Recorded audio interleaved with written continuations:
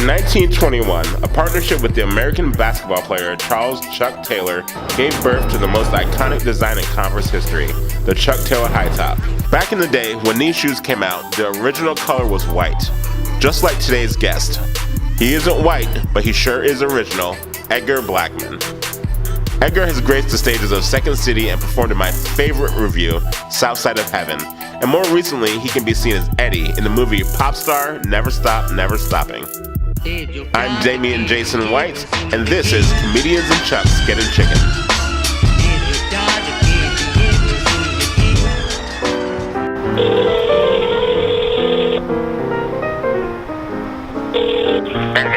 Hello? Yo, Edgar, what's up? It's Damian. What's up, D? How you doing? I'm doing well. What are you up to right now? I'm at a comic book store, and I'm just checking out comics, man. What's up? Okay, cool. You down for getting some Harold right now? Get some good chicken? Am I ever not down for getting some Harold, man? Yeah, I'm into it. Alright, cool. I'm gonna meet you real soon then, alright? Okay. Alright, bye. Talk to you soon. Bye. Me, I would probably still buy like 2 weeks ago. And he probably had one of What's up, man? What's up, baby? It's good to see you, man. Good to see you too. How are you? What were you just checking out? Well, I was looking at this Punisher because it's penciled by Steve Dillon. Oh, okay. Rest in peace. If you've never read Captain Marvel, I'm telling you, Marvel comics are like, we gonna get this lady and this minority money. You're not gonna miss us, fam. Here are your shoes. Hey! Yo! Do I get to keep these shoes? Yeah. I get to keep these shoes? Yes, absolutely. Come on, free chicken and shoes. I mean, every black improviser should be doing that. I'm like, Chris Redd, you up next.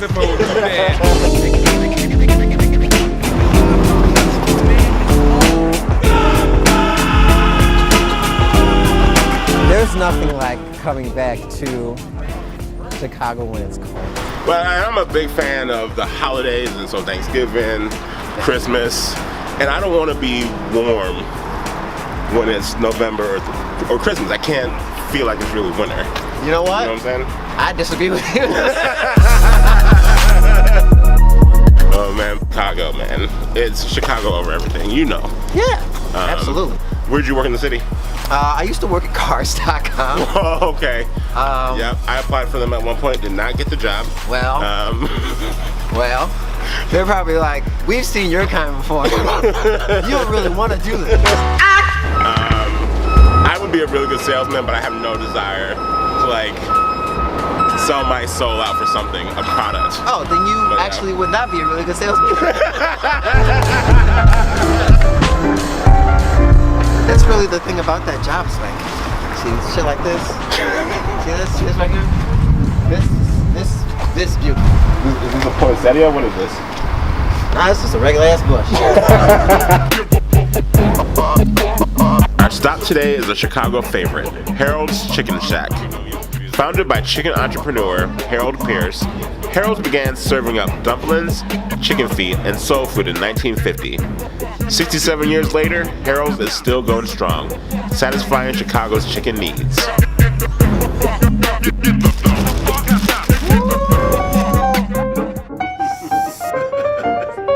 So when did you know that you wanted to do comedy? Oh shit, never. When I was a kid, I never felt like I was like starved for attention. I was one of three, and I was the middle kid, and I was my father's. I was the only son, and I was the firstborn son on my father's side of the family. So I was like, in a lot of ways, I was like kind of a big deal. But it's interesting because like if you have a country family and you're a guy, like big deal is like kind of how it is, but you're also the person who gets the most like responsibility. Like I had all of those chores. Like with two sisters, but I was like, who rakes the leaves? Who shovels the snow? Who mows the lawn? Right? Who cleans the gutters? And so I never really felt like I was using comedy to get people to look at me. I just kind of felt like it was like a thing I was like good at. And I remember seeing Eddie Murphy's best of Eddie Murphy VHS tape at a friend's house. And I was like, whoa, that is the bomb. Yeah. So I kind of felt like, not that I even really chose comedy as much as it was revealed to me that was what I should be doing. I was like, that's like you. Right. So we've all been to different improv theaters in the country, whether it's New York, LA, Chicago, Florida.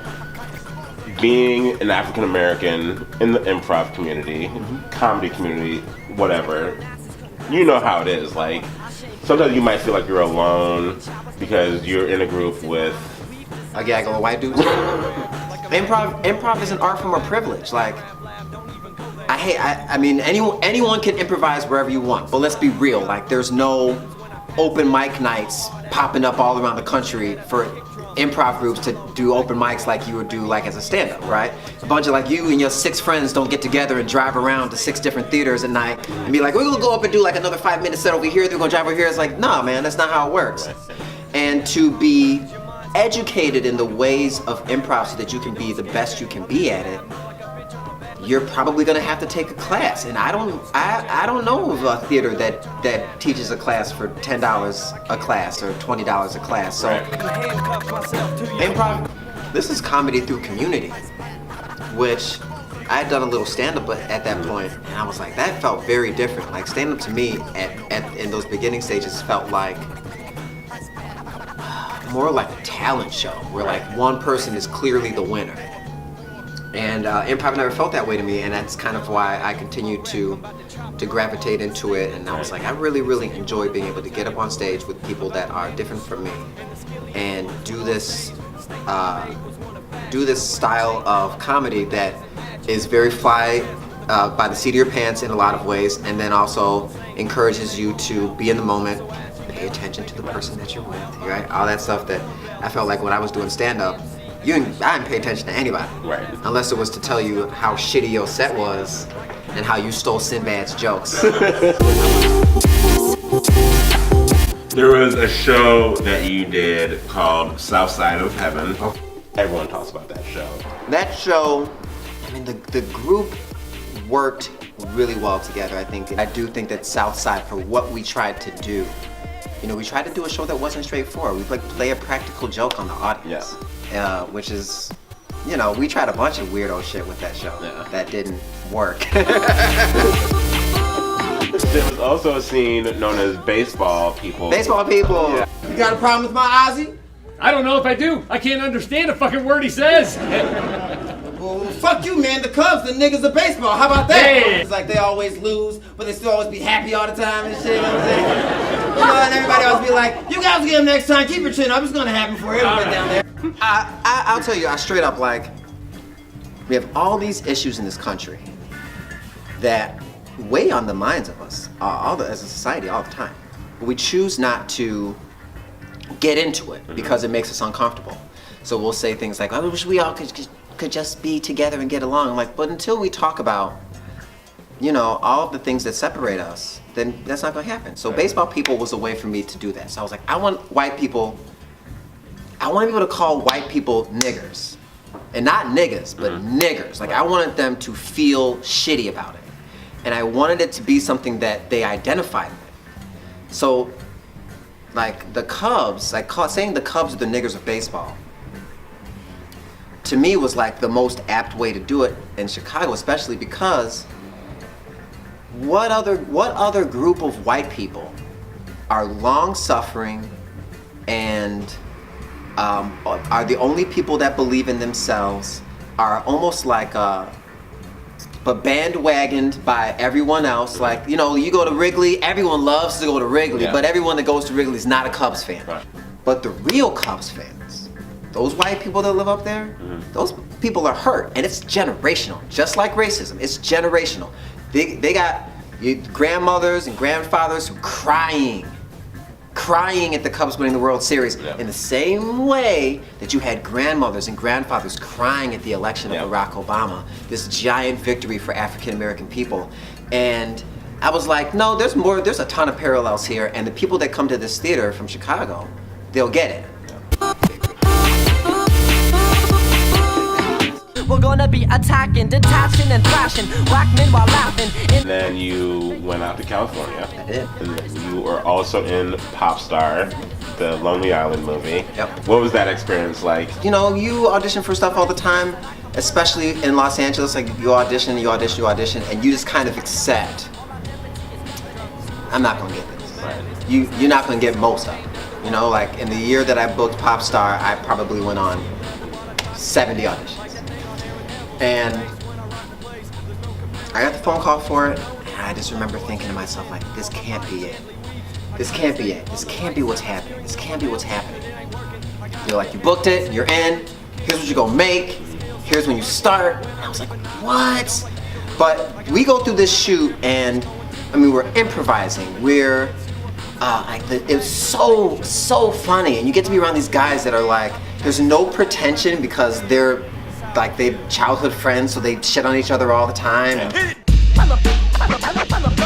then you get on set, and I just remember being like, I'm ruined, I'm spoiled, because Chris Redd was in that movie, and I've known Chris Redd. You know, Chris Redd understudied me here, so it's like my relationship with Chris was long-standing. So I was like, I get to be in a movie and see Chris. Yeah. Tim Meadows is in this movie.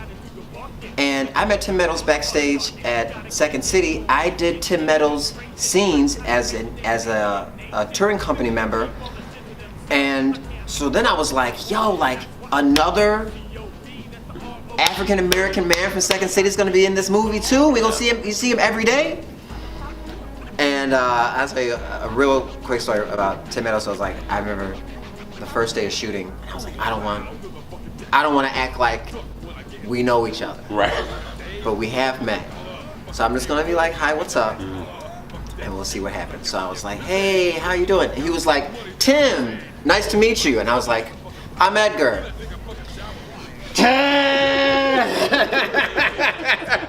He does not know me. But we get in the van to go from base camp to the location, and I'm talking to Chris, and Tim's sitting behind us, and he just goes, "The Cubs are the niggas of baseball," and I was like, "Hey!" I was like, yeah. So how, give some parting advice as far as getting through the next 4 years. Like, what advice would you give for an artist to try and like push through? Well, I guess the realest shit I could say is get to work. We as artists are in a lot of ways, the conscience of society. We are the ones who poke fun at the things that need to be poked fun at. Comedy and art is what reaches people. There are millions great speakers and leaders and whatever. But people listen to artists. People listen to musicians. People get their hearts changed by movies and television and stand-up. I mean, God, Chris Rock said black people and niggas, and that thing was being talked about socially for 3-4 years. That's why we miss Chappelle's show. Not because it was funny. There's a lot of funny shit on TV, but that show was poking all of us in our sensitive places. So I would say it's time to get to work, man. Like, we are the ones that are going to hold America accountable. There are people that are gonna hold Trump and Pence accountable politically, what they can do as far as the government is concerned, the laws they can pass, but we have a responsibility to hold our society accountable. A lot of this just comes down to a lack of understanding. So as over the next 4 years, we have to get moving, and we have to be able to do more than just satisfy ourselves with our comedy. It's really gonna be on us to bridge this gap between what you can see now are like almost like two different Americas, and and show people that on both sides that there is work to do, and that we aren't there. Like socially, we are not there. We're not even close to there. And it's not enough for us to be on Facebook going back and forth. It's gonna have to be like engaging those people that we find to be reprehensible and continuing to find ways to say to them like, you wouldn't want this to happen to you. We can't spend 4 years feeling sorry for ourselves because as artists, you know, in this country especially, where we have the freedom to like speak out and use our art to speak out, and we're not gonna go to jail because we used our art to speak out, then we have to use our art to speak out.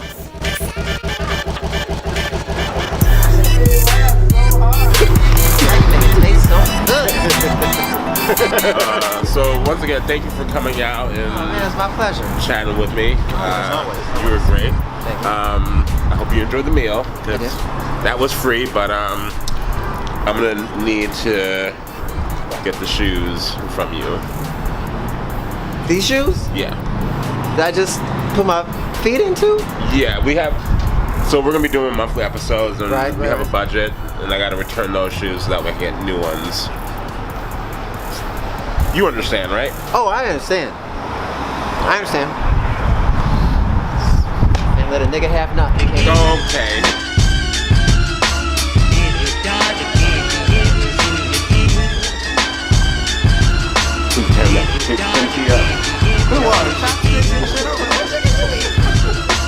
I know it's hot. I know I want to get that, you know, that hot chicken juice being Yeah. sealed in by the fry. You be like,